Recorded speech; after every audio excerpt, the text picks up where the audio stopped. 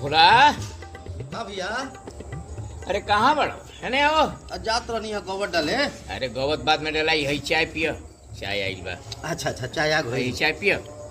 हाँ हाँ ठीक है बा भैया। कहो का कहत रहा। कहत नहीं हाँ कि देश के तो बजट आ गई।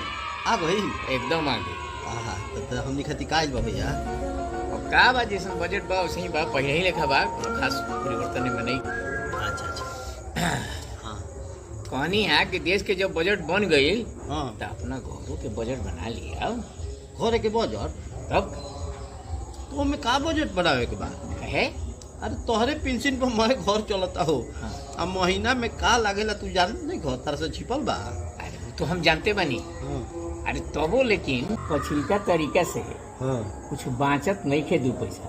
हाँ तो नया बजट बनावे के पड़ी न घर के। का नया तरीका से मनीबा भैया। कहे अरे चाउर जितना लागे के बा लगबे करी। हाँ। आटा जितना लागे के बा लगबे करी। हाँ हाँ तेल मसाला जितना लागे के बा लगबे करी। हाँ सब्जी जितना महीना में खर्च होला वो अइबे करी। हाँ हाँ एकदम आई। अब एगो परिवार दूध लियाला अच्छा है जौन पब तू पियला पब हम पीला। हाँ हाँ अब बच्चा लड़का लड़कवा भैकवा पियला। हाँ अब में कौन काटे लायक बा तू ही बताओ। हमारा से पूछे तारा कौन काटे लगता नहीं के बुझात। तू ही बताओ। हम का बताई। का है? एगो उपाय तो बा भैया।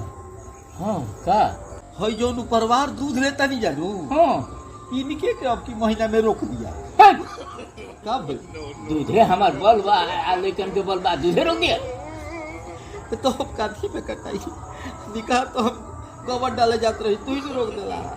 तू अपन बैठ के बजट बनावत रह जा। जा जो काम कर है कि ठीक है नहीं।